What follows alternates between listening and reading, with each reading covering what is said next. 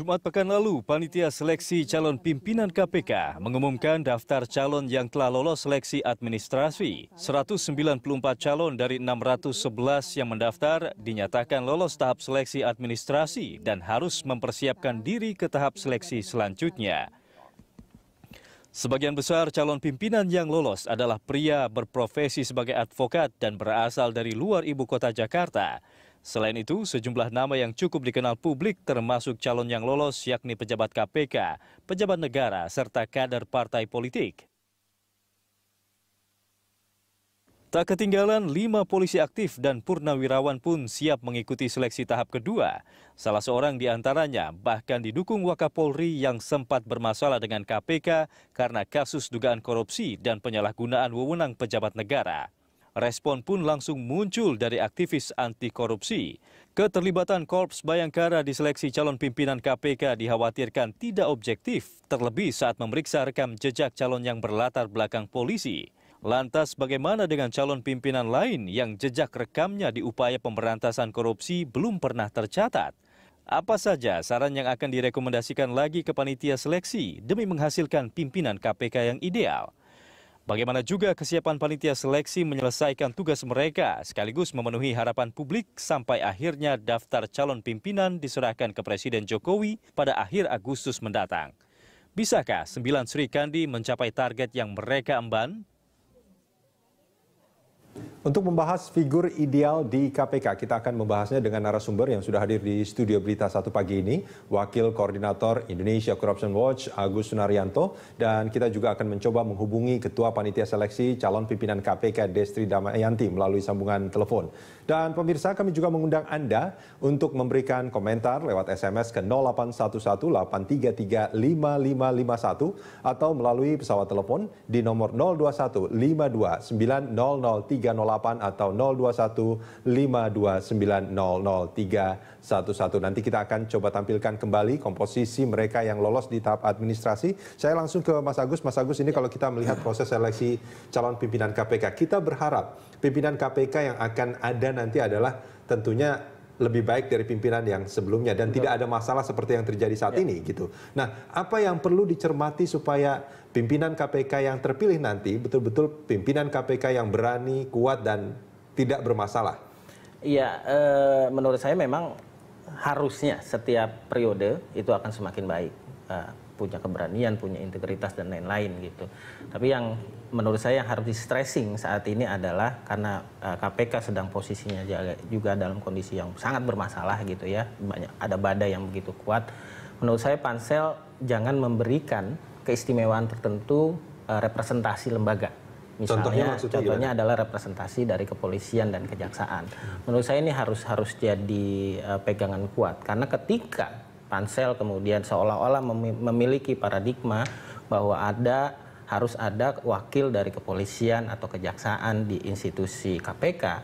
Saya khawatirnya nanti adalah tidak lagi ada objektivitas terhadap para calon. Bukankah itu akan juga menimbulkan sisi positif lain, artinya bisa memberi harmonisasi koordinasi yang lebih baik dengan lembaga-lembaga seperti kejaksaan dan kepolisian itu seandainya ada calon pimpinan dari dua lembaga itu, enggak? Saya nggak punya keyakinan seperti itu karena ini kan KPK paling tidak sudah dimandatkan berdasarkan undang-undang mereka memang punya kewenangan untuk itu. Kepolisian ataupun kejaksaan tentu harus patuh terhadap itu gitu. Kalaupun tidak ada representasi dari kepolisian atau kejaksaan selama nanti seleksinya adalah fair, menurut saya kepolisian dan kejaksaan kalau memiliki komitmen yang kuat terhadap pemberantasan korupsi, tidak ada semacam esprit de corps gitu ya, seharusnya ini tidak terjadi lagi. Apa sih sebetulnya dikhawatirkan sama Mas Agus kalau memang ada dalam tanda kutip kayak privilege seperti itu? Menurut saya berdasarkan undang-undang sudah jelas. Berdasarkan undang-undang KPK pasal 21 ayat 4 sudah disebutkan bahwa pimpinan KPK otomatis menjadi jaksa, menjadi penuntut dan penyidik gitu, otomatis. Artinya siapapun nanti, entah itu wakil dari masyarakat sipil, entah itu wakil dari BPK ataupun institusi lain, ketika jadi pimpinan maka dia otomatis adalah penyidik dan penuntut.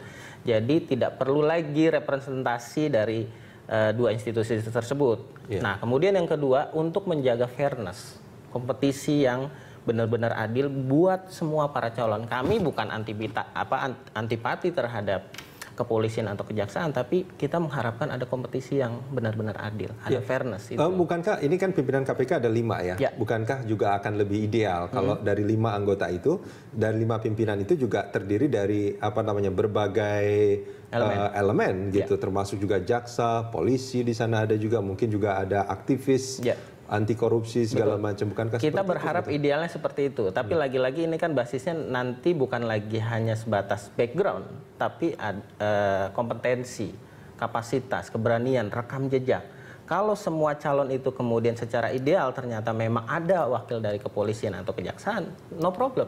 Tapi jangan ujuk-ujuk di depan dikatakan bahwa harus ada representasi dari kepolisian dan kejaksaan. Artinya ini mengeliminir potensi calon-calon lain. Ini hanya karena alasan fairness saja ya. Salah satunya itu. Kemudian yang kedua adalah kita khawatir, sebenarnya ada rasa khawatir juga. Bagaimana kalau kemudian kita lihat lagi mandat dari KPK, bahwa salah satu mandat utama dari KPK bukan hanya membersihkan koruptor yang berbasis penyelenggara negara, tapi aparat penegak hukum juga. Artinya kalau kemudian benar-benar nanti ada wakil dari kepolisian atau kejaksaan tidak memiliki integritas yang kuat, kita khawatir COI yang terjadi, konflik of interest gitu. Ini yang kita khawatirkan. Tapi lagi-lagi seharusnya pansel bisa melihat potensi ini, bisa melihat rekam jejak yang bersangkutan. Jangan sampai kemudian ya mereka adalah jaksa, ya mereka adalah kepolisian, tapi rekam jejaknya tidak baik. Makanya menurut saya yang satu yang harus difikirkan adalah fairness itu. Kemudian mandat utama dari KPK untuk membersihkan korupsi di lingkup aparat penegak hukum, khususnya di kepolisian dan kejaksaan. Nah, itu dikhawatirkan kalau ada pimpinan KPK dari 2 lembaga itu, upaya untuk pembersihan korupsi di 2 lembaga itu tidak akan berjalan dengan baik. Salah satu kekhawatirannya kalau misalnya nanti dipaksakan harus ada kepolisian dan kejaksaan, padahal mereka punya rekam jejak yang tidak baik. Kalaupun mereka bisa berhasil di situ melewati proses yang benar-benar fair, tidak ada keistimewaan khusus, menurut saya nggak ada masalah. Kami dari masyarakat sipil juga nggak ada masalah kok. Banyak wakil dari kejaksaan dan kepolisian yang juga punya kompetensi yang baik, punya integritas yang baik, tapi lagi-lagi jangan memberikan keistimewaan khusus terhadap kepolisian dan kejaksaan. Lalu gimana caranya? Kalau tadi dikatakan bahwa dikhawatirkan ada COI tadi, conflict of interest tadi. Lalu bagaimana untuk menghilangkan itu ketika secara fakta memang mereka adalah latar belakangnya dari 2 lembaga itu misalnya? Apa? Saya pikir ketika mereka sudah masuk di KPK, setelah melalui proses yang fair, rekam jejaknya juga baik gitu, di KPK kan punya mekanisme pengawasan internal ya, lewat majelis etik ataupun kalau pegawai ada pengawas internal gitu. Nah, ini yang harus betul-betul berjalan. Kan majelis etik bersifat ad hoc dan masyarakat juga ikut mengawasi. Tapi yang kita inginkan lagi-lagi adalah prosesnya berjalan adil dulu. Nah, pansel menurut saya pernah beberapa kali soalnya membaca di beberapa media seolah-olah memberikan keistimewaan. Contohnya pernyataan seperti apa yang?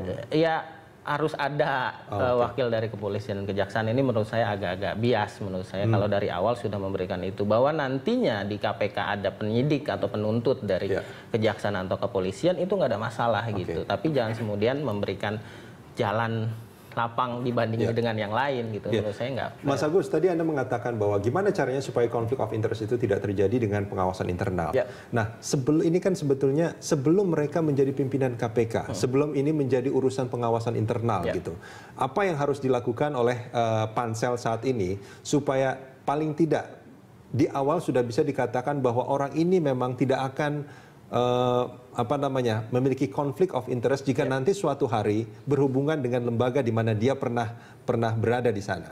Pertama, pansel menjadi posisi yang sangat strategis. Tapi harus diingat juga, pasca pansel nanti ada proses fit and proper test di DPR. Nah, menurut saya sejak awal harus ada semacam integrity ya dari para calon gitu ya, dan ini masih agak panjang. Tes integritas itu kan sulit sekali gitu. Satu itu tidak ada jaminan. Paling tidak itu komitmen pertama yang harus kita berikan kepada mereka. Kemudian yang kedua adalah harus rekam jejak, ini harus penting. Pansel bisa minta dari Kompolnas, bisa dari masyarakat, dari manapun gitu ya.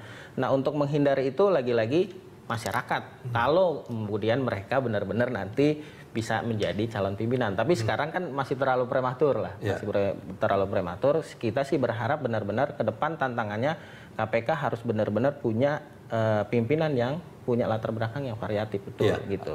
Tidak hanya berlatar belakang hukum, nantinya ujung-ujungnya ke penindakan terus. Penindakan sangat penting, tapi juga harus diikuti pencegahan yang bisa berjalan secara sinergis. Kalau tadi kita bicara soal integritas, artinya ini kan banyak orang bicara soal fakta integritas gitu. Harus ada semacam fakta integritas bahwa mereka tidak akan memiliki interest tertentu ketika itu harus berhubungan dengan lembaga tempat dia berada sebelumnya, seperti itu artinya maksudnya atau bagaimana? Integriti itu kan nanti basisnya adalah diuji lewat majelis etik misalnya atau pengawasan internal. Ketika mereka ada COI, mereka harus mundur misalnya. Apakah mundur sementara atau mundur sepenuhnya? Dan itu harus dilakukan sebelum mereka terpilih sebagai. Menurut saya harus dilakukan itu. Ini bagian ujian kan, ujian awal buat mereka. Mereka berani atau tidak gitu. Dan pengawasan ini menurut saya harus benar-benar ketat. Dulu kan majelis etik hampir setiap periode tuh ada gitu. Nah kita khawatir ya kita jangan sampai lah bahwa setiap orang punya dosa masa lalu ya. Tapi Pansel kan berharap nantinya benar-benar meminimalisir masalah-masalah yang memang berpotensi nantinya akan menyandera pimpinan ketika mereka sudah menjabat. Mas Agus, kita akan sambungin di segmen berikut.